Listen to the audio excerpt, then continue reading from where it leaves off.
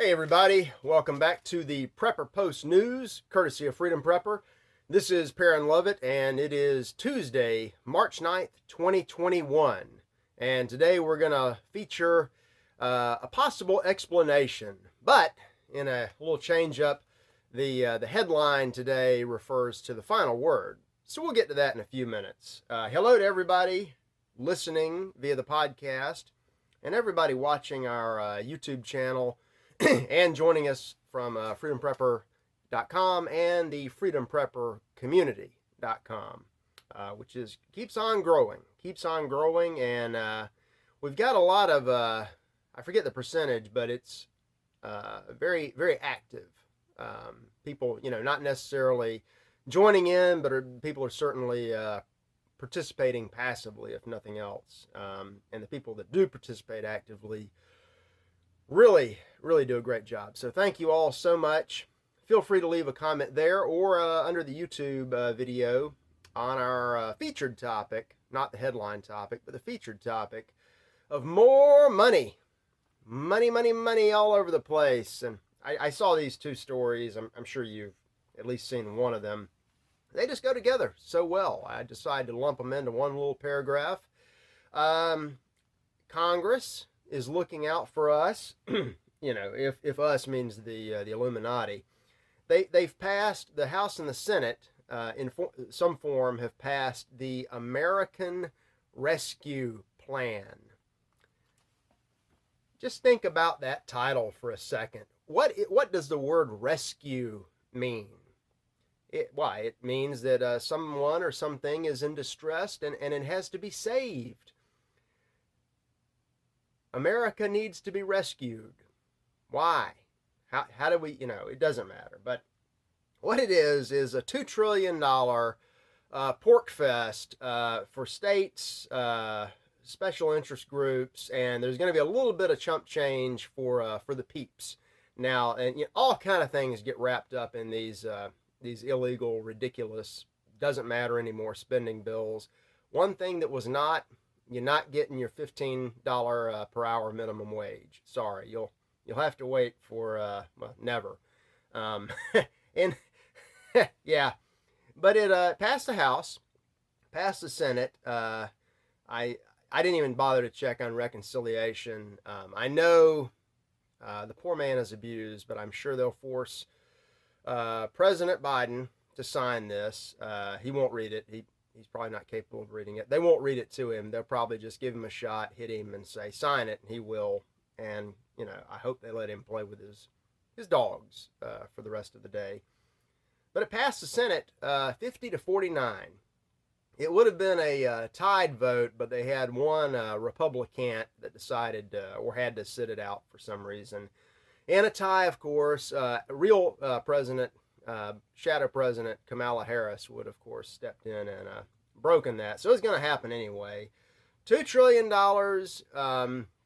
I think I had something about something that Paul Craig Roberts had analyzed where the money is going to come from. So not all of this is going to go on the on-books imperial debt, which, there's no point in tracking that either. But it's just more and more fake money floating around, somehow always finding its way into the pockets of the rich and the powerful. And there's been a lot of it floating around. Got another story, the one that just sinks in perfectly with the American Rescue Plan. Last year, in 2020, the Federal Reserve increased the money supply by 71%.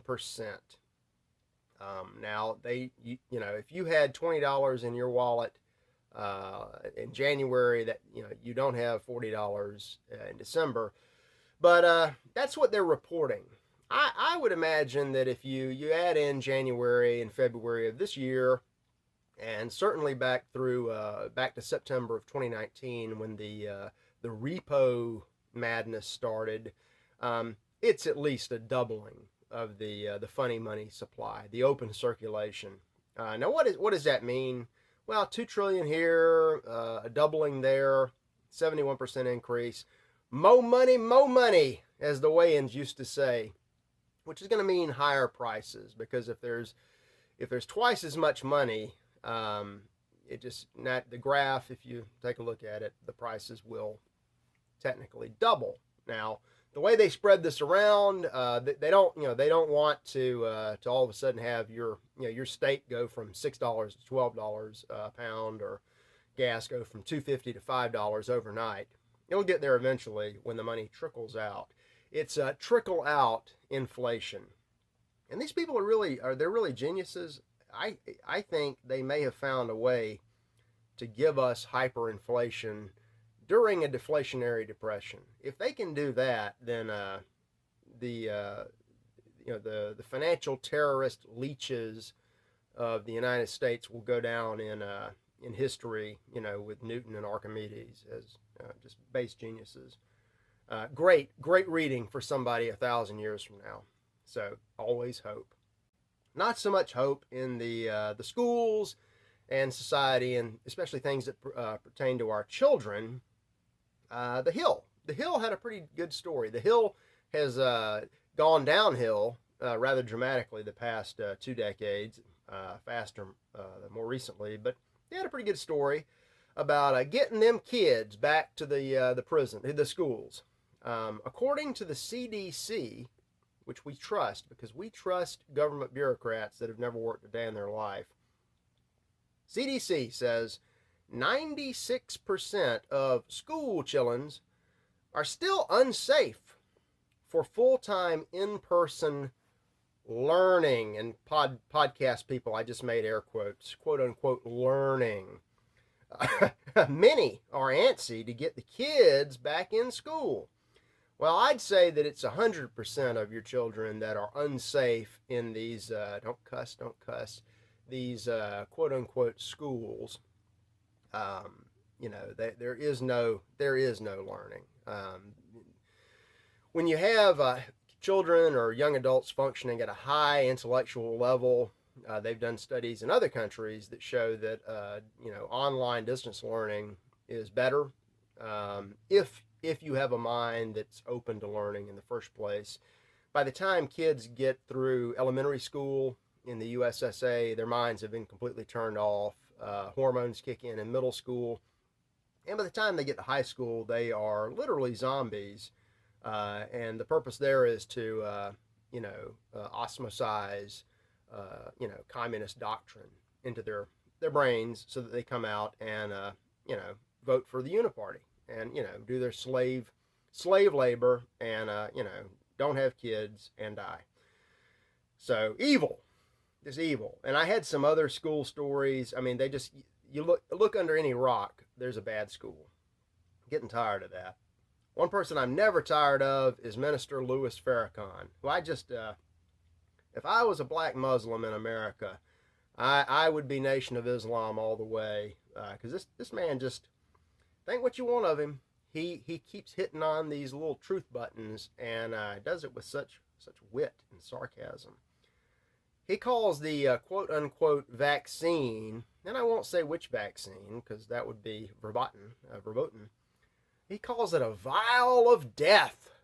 And he, according to the Daily Caller, he goes on to cite a lot of misinformation and conspiracy theories. So when the press is saying that you're a crazy conspiracy theorist, especially if you're Louis Farrakhan, you're telling the truth. In fact, I looked at some of the numbers that they say he cited, and he's a bit low. So avoid the vial of death or not.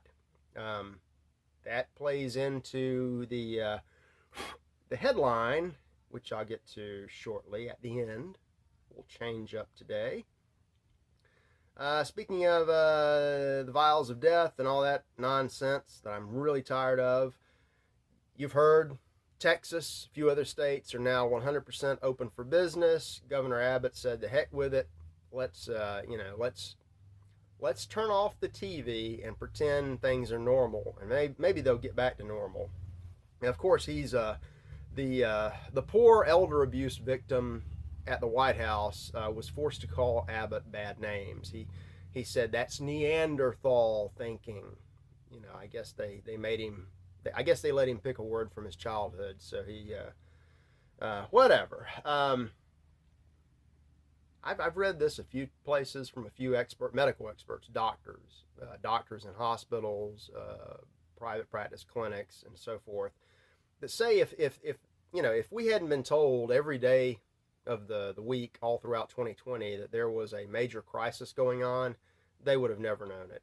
And there's a picture I'm not going to put up, but I think Ann Barnhart had it, and there's a reporter, and he's all masked up, and he's afraid, and he's holding his microphone. He's talking to two Amish guys, in their beards and suspenders and hats, Quaker oatmeal hats, and they say, "How come you guys aren't affected by the virus?" And one of the Amish guys says, "Hey, we don't have television." So it's not just positive thinking; it's positive reality. But let's move on to the fantasy world of geopolitical nonsense. Warlike headlines. We're a warlike people, and we love wars all over the place, even though we don't ever seem to win one, and we haven't had one that was worth fighting in decades. Over our best ally, Israel, is doing what they do in Syria right now. And I've got an RT story that's pretty clear that they everybody knows, they make no secret of the fact that they want to go after Iran, and they want a war with Iran of one kind or the other. Third generation bombing or fourth or fifth generation unrestricted warfare. They're getting really dangerously close to picking a provocation with Russia. So it's possible they want a war with Iran and Russia. Now I'm sure the people don't, but the Lycudnik Party and their banking friends and Illuminati friends all around the world do. But I imagine their real goal is not for them to fight a war, certainly not with Russia. That would be over in about 30 minutes. They want to drag the United States in, and let's you and him fight. Russia, Iran, and China. That's where the utterly insane, evil people want to push the United States empire into a war with one or all three of them or any two of them. That war would be over not in 30 minutes, but a lot quicker than you think, and it would be a lot messier than you could imagine. Why?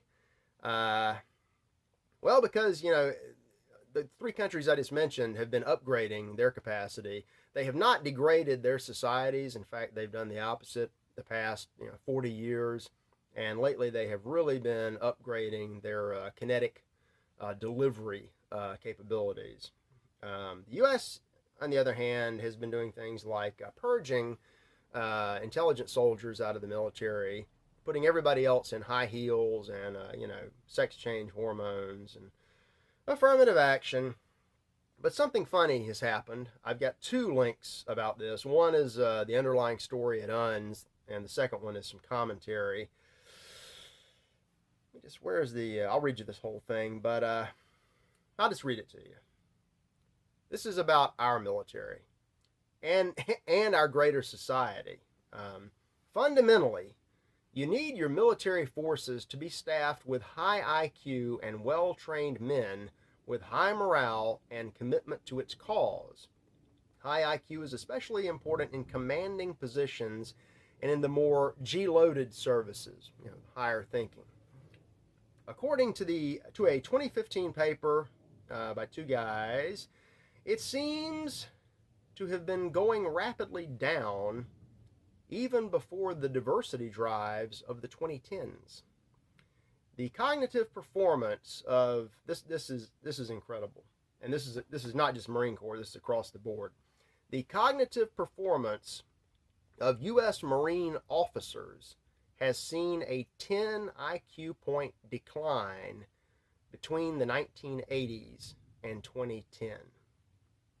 So from 1980 to 2020, it may be a little more than that.